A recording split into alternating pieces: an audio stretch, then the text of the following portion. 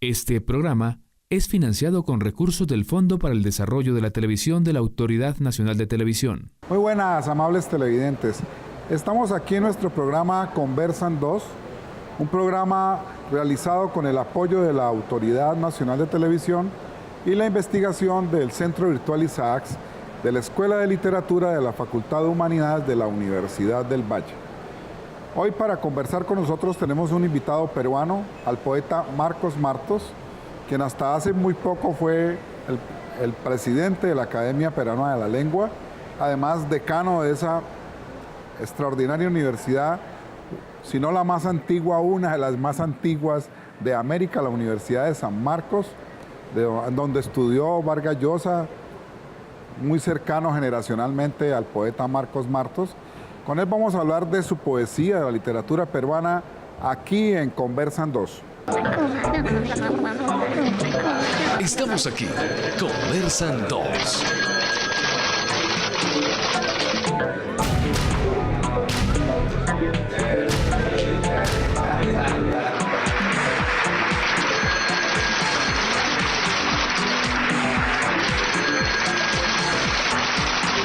Conversan 2.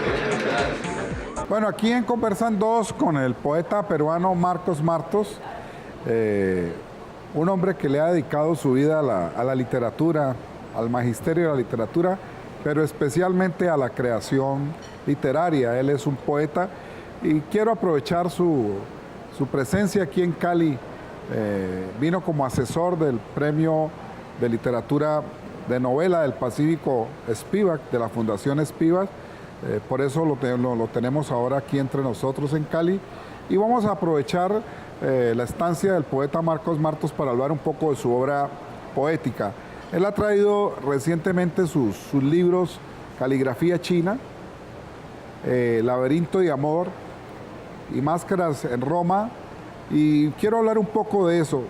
La primera pregunta, Marcos, tiene que ver con caligrafía china. Como ustedes saben, el Perú es un país muy ligado a la cultura japonesa y china.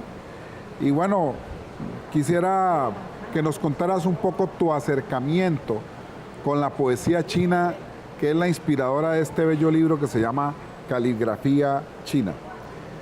Buenas tardes con todos, muchas gracias por esta invitación, Darío Henao. Bueno, el Perú es un país que tiene una migración china muy importante desde el siglo XIX y se puede decir que los chinos se han integrado a la vida nacional y nuestra comida, la que comemos todos los días, está muy influida por el chino, por la comida china y por los restaurantes chinos. Prácticamente no hacemos distinción entre la comida peruana y la comida china, que por supuesto a su vez sufre la influencia natural de nuestra propia comida criolla, que se llama. Bueno, en el ámbito cultural, francamente, en mi caso es un azar, porque mi padre era aficionado a la poesía china y tenía libros de poesía china traducida al español desde los años 27 o 30. Rafael Alberti había hecho algunas traducciones, asesorado por Marcela de Juan, que en realidad se llamaba Ma Se Wang, era una china residente en Madrid, hija de un embajador chino, y que es la principal difusora de la poesía china en español. Entonces yo he podido leer esos libros desde niño, e incluso sé de memoria algún poema de Li Po, ¿no? Te lo puedo decir. Claro. En la noche, cuando regreso a mi casa, después de probar del rubio vino el placer, aunque vaya solo, somos siempre tres, contando a la luna que brilla en el cielo y a mi sombra que se enreda en los pies. Ese lo sé desde niño. Y años más tarde, bueno, pues me relacioné un poco con la poesía china a partir de esta meditación, ¿no? La poesía peruana es muy rica, pero en los últimos años o decenios tiene poca relación con el mundo natural, con las plantas, con los animales, y los chinos, en cambio, a lo largo de miles de años, 2000 años, están siempre vinculados en su poesía con la naturaleza. Por ahí me fui enganchando y después, bueno, se puede decir que soy un discípulo de los chinos. Bueno, sí, porque leyendo este bello libro, Uno tiene, por ejemplo, a Li Po, que has leído, a Wang Wei, tienes a Tu Fu, Sí. a Li Baiyu, de Sí. los grandes poetas de las distintas dinastías chinas. Y además de lo de la naturaleza, la cadencia y la musicalidad de la poesía china mismo traducida, uno siente que hay algo muy fuerte en esa poesía. Bueno, para decirlo en pocas palabras, en el Perú es muy habitual que a una persona le digan como apelativo chino. O sea, apenas tenga un poquito de ojos rasgados, bueno, algo de chino tendrá, piensa la gente. Aunque puede ser el tronco mongólico también, que vino hace miles de años, ¿no? Sí. Al Perú. Al Perú, sí. Bueno, y hagamos un vínculo, ya sé que es por tu padre, pero tú naciste en Piura. Sí. Tu formación, tu infancia en Piura, ¿cómo fue y cómo influenció tu obra literaria posterior? Bueno, miren, yo aquí en Cali me siento muy cómodo porque esa es la temperatura que yo conocí en mi infancia. O sea, un lugar muy cálido es Piura, hace mucho calor. Prácticamente tiene una sola estación, hay desierto, pero también hay vegetación y eso es lo que yo he pasado en mi infancia, ¿no? Estar en el cauce del río seco y poco tiempo después ver un río que puede inundar la ciudad. Es un río muy poderoso, el río Piura. Yo he asistido a varias inundaciones en Piura. Son imágenes que quedan para siempre, ¿no? El río avanzando entre las calles. Esa es la imagen, ¿no? ¿En tu infancia? De mi infancia, sí. Haber visto infancia y juventud también, cuando he regresado algunas veces. Sí. Ahora, eso no tiene que ver mucho con la poesía, o tal vez sí en el sentido de impactarse con la naturaleza y haberlo tenido guardado por años y de pronto aflora acá. Aflora. Sí. Porque, ¿qué significa para un piurano haber llegado a Lima? Ese es un cambio fuerte, espiritual, de sensibilidad, llegar al mundo urbano. Yo siento que un joven ahora no siente, no calibra lo que nos ha pasado a otros. La migración era complicada, ¿no? O sea, cambiar de ciudad para un adolescente, terrible incluso, ¿no? Cuando llegué a Lima, francamente me pareció horrible, como el libro de Salazar Bondi. De Salazar Bondi, No. Lima la horrible. Ha pasado muchísimos años para que yo me reconcilie con la ciudad. Y yo estoy ahora reconciliado con Lima, muy reconciliado. Pero sentía pues, viniendo de provincias, Lima es una ciudad áspera, que parece indiferente, y solo pasando mucho tiempo ahí uno aprende a vivir dentro de ese pequeño monstruo, que tiene también espacios muy gratos, como tú conoces. Sí, claro, Lima es una ciudad extraordinaria. Entre otras cosas, de las cosas gratas de Lima, además de estar frente al mar, de esa temperatura que es siempre una eterna primavera fresca, es una ciudad que se caracteriza como buena parte como la cultura peruana alrededor de la buena cocina. Bueno, hay mucha influencia de la cocina en la conducta de la gente, sí. Sí, se dice que los peruanos no hablan sino de cocina, siempre en la cotidianidad, qué bueno quedó, En los últimos años o décadas está pasando cada vez más e incluso se convierte en un producto de exportación, digamos. Las recetas peruanas, los productos peruanos. Sí, la gastronomía es una marca país. Y sí, ¿no? Y dentro de eso los dulces, ¿no? Yo descubrí de modo casual que hay un dulce que se hace en el sur del Perú, que es el manjar blanco, y que aquí se llama arequipe. Arequipe. Y Arequipe es justamente de Arequipa, De la Arequipa, ciudad donde ya. se hace el mejor manjar blanco del Perú. Del Perú. Pudiera ser que haya venido de ahí, no sé. Ah, ya. Pasa como con el cóndor, que no sabemos si fue de acá para allá o de allá para acá. Ya para acá, sí, es de los Andes. Sí. Esa es la otra, compartimos con el Perú los Sí. Andes. Sí. Bueno, vamos a hacer una pausa y ya regresamos a conversar con el poeta peruano Marcos Martos.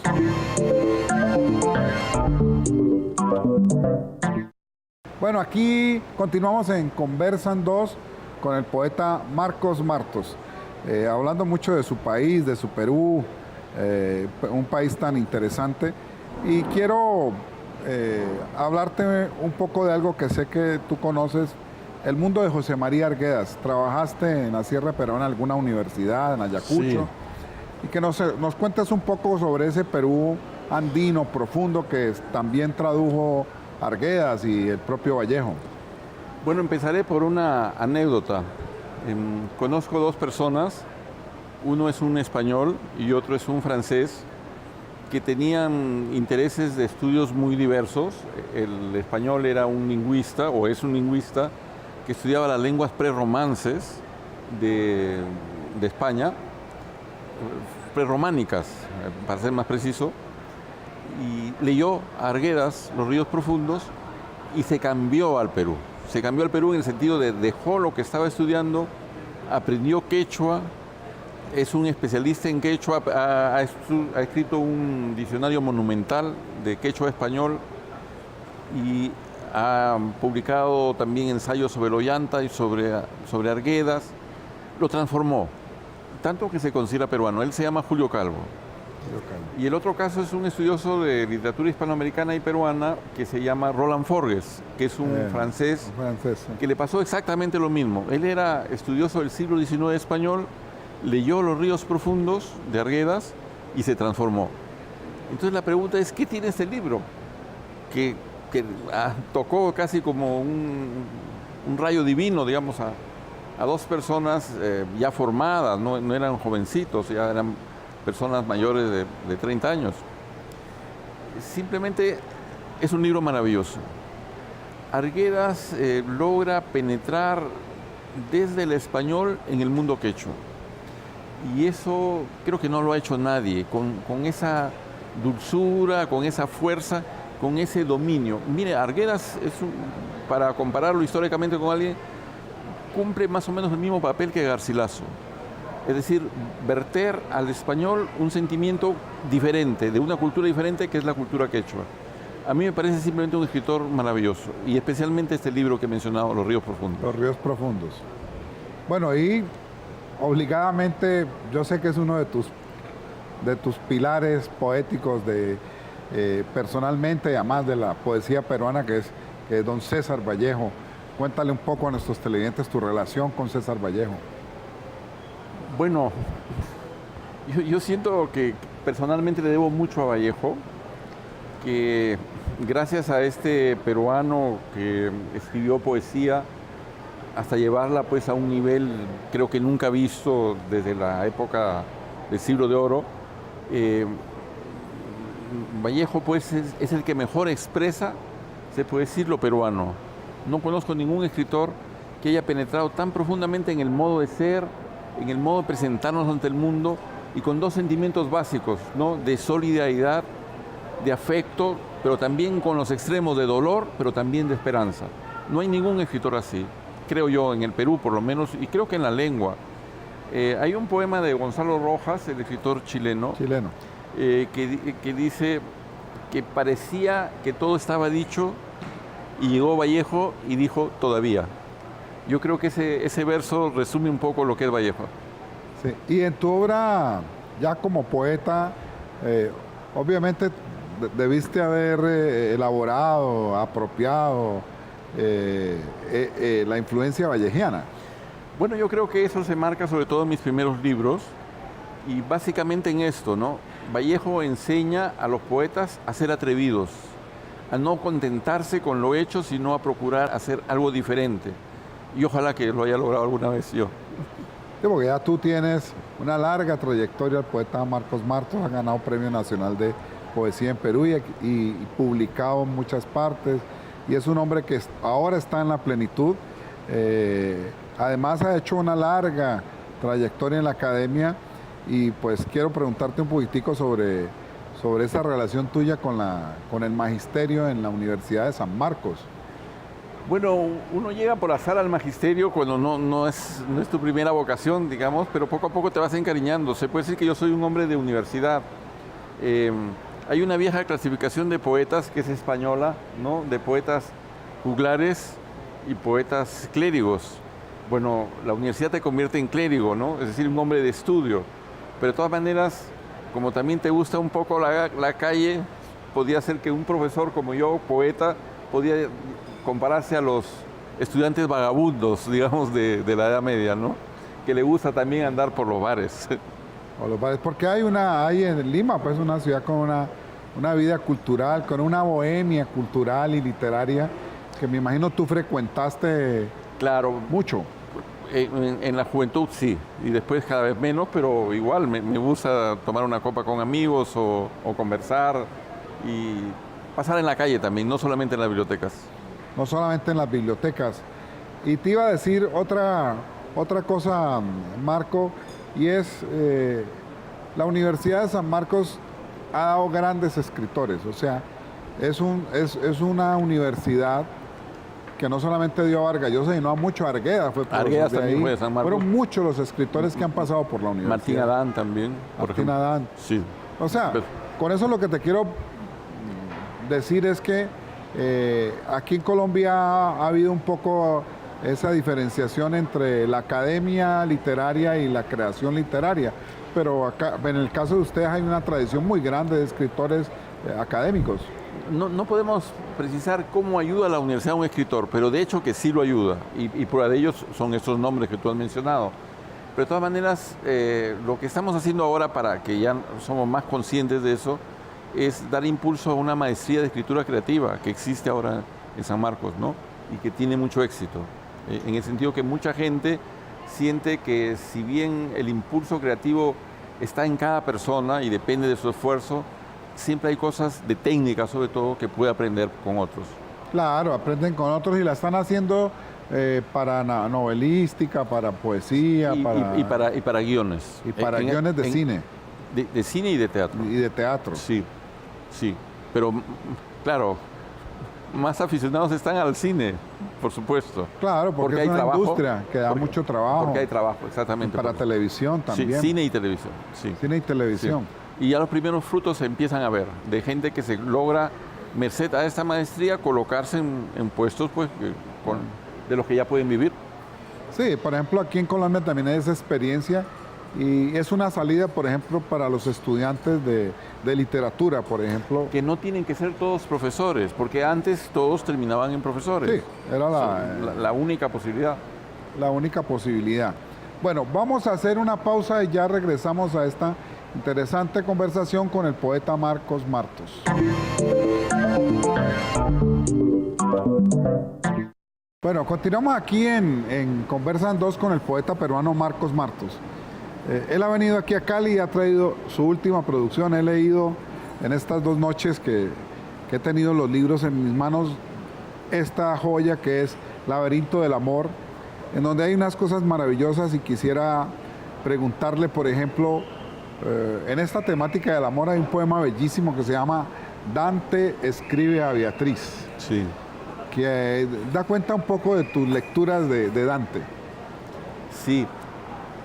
Bueno, como tú sabes, el año 2008 yo publiqué un libro que se llama Dante y Virgilio van oscuros en la profunda noche, que es un recuento, digamos, contemporáneo de la Divina Comedia, nada menos. Me atreví con eso. Y este es como el resumen, este poema que tú dices, ¿no? La idea de que un poeta está siempre guiado por una mujer. La mujer es para el poeta la esencia de la humanidad, y aunque no esté hablando de ella, que es lo que dice el poema, está siempre presente, aun cuando no haya ni una línea para ella. Para ilustrarles, el poema es muy bello, dice: verte solamente un minuto enciende la llama de mi corazón. Vives en mi mente mientras vives en tus asuntos, abstraída de mí. Con una paloma mensajera sostenida en el aire por el amor, te digo que estás en lo que escribo todo el tiempo, aunque no siempre escriba de ti.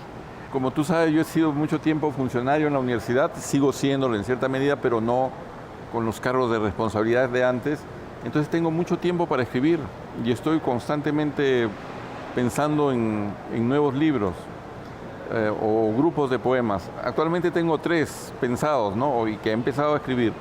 Un libro se llama El libro de los animales. O sea, es sobre personas a las que les adjudico una condición animal. Personas que conozco o personas de la historia. Ese es un libro casi, digamos, para niños y adolescentes.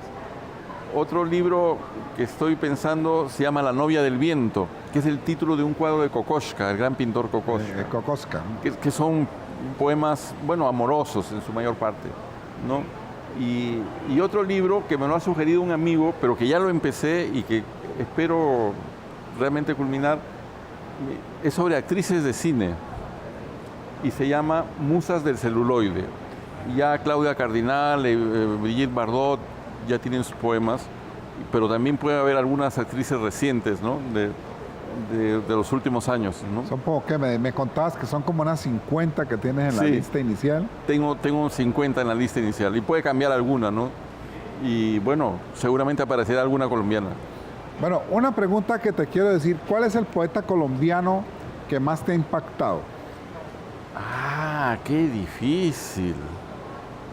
Bueno, cuando estaba en la escuela, el que más me impactó en ese momento, ahora no está en primer lugar, Asunción Silva. José Asunción Silva. José Asunción Silva. Después León de Grave. Ah, un grande. Me parece que ese es. Si tengo que Ese es decir uno, grande. si tengo que decir uno, es León de Grave. Y no otro. Bueno, Sí. ese Ya. es Sí. hoy casi una unanimidad que es el poeta, El monstruo, pues. el monstruo de la El poesía monstruo. colombiana. Sí, así es, así es. Y bueno, pues he seguido con interés de épocas más recientes a todo el movimiento nadaísta. Por ejemplo, acabamos de estar con J. Mario acá cerca y les tengo pues simpatía a su locura, digamos, ¿no? En ese tiempo. Pero claro, admiro la perfección formal de muchos poetas, de los modernistas, de Valencia, por ejemplo. De Valencia, claro. Guillermo fue un gran poeta realmente, es extraordinario, ¿no?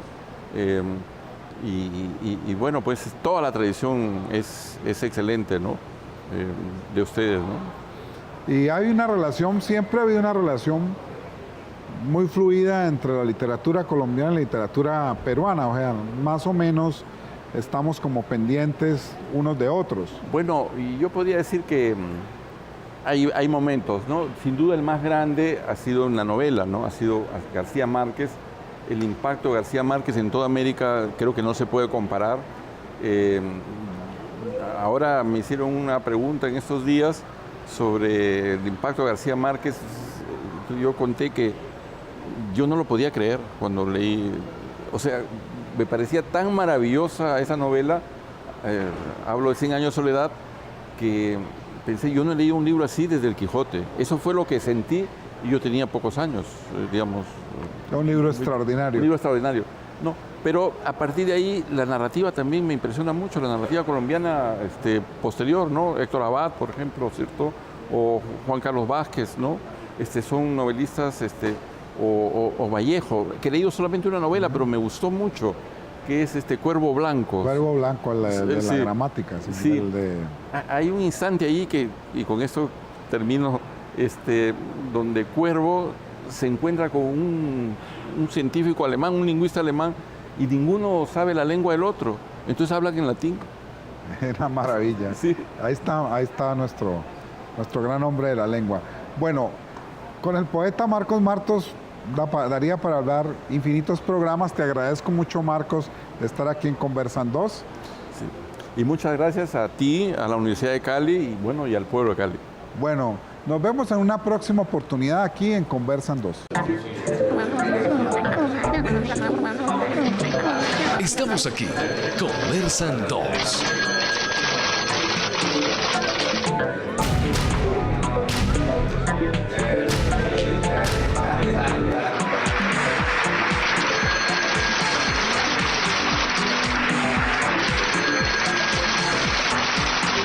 Conversan 2.